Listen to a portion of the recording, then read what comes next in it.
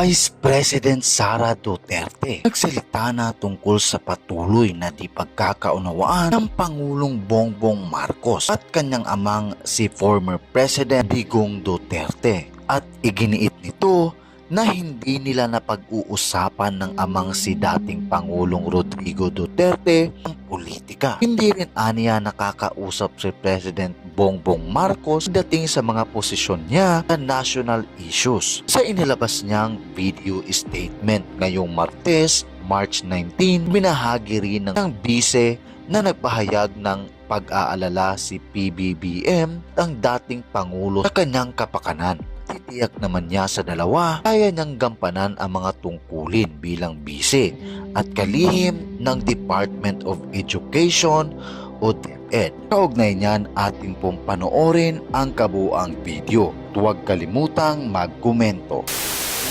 Mga kababayan, politics is a matter that I have not discussed with former President Rodrigo Duterte, nor have I discussed my positions on national issues with President Ferdinand Marcos Jr.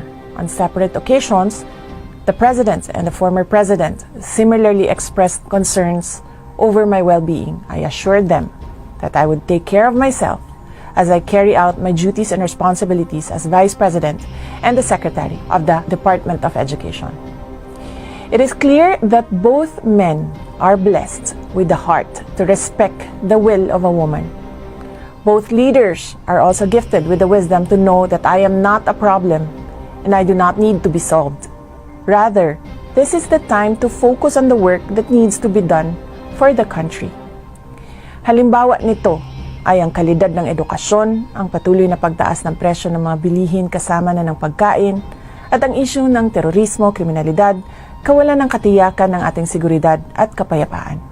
As a Mindanaoan, I am a witness to how violence spawned poverty, lack of livelihood, internal displacement, and inequitable access to education opportunities for our children and the youth, which ultimately made the violence of radicalism more appealing to them. Nitong nakaraan lang ay nasaksihan natin ang pagdadalamhati ng naulilang pamilya nina Corporal Crizalde Espartero, Private First Class Carl Aranya, Private Jesse James Corpus, at Private Marvin Dumaging. The death of 4 soldiers in an ambush in Maguindanao del Sur points us to the painful truth that terrorism remains a fundamental problem that requires our collective action as a nation. Lumaban tayo kontra terorismo. Suportahan natin ang edukasyon ng kabataan, suportahan natin ang ating kasundaluhan sa pamamagitan ng pagbigay impormasyon tungkol sa kalaban. Iakyat natin sa mga lokal na pamahalaan ang pagbigay prioridad sa seguridad natin bilang mamamayan. Maraming mga sundalong Pilipino na ang nagbuwis ng buhay para sa kapayapaan ng ating bansa. Dili unta nato sayangon ang ilang kabayanihon pinaagi sa atong pagpakita ng kitahuyang atubangan sa kabangis sa terorismo. Unahin natin ang Pilipino, unahin natin ang Pilipinas. Syukran.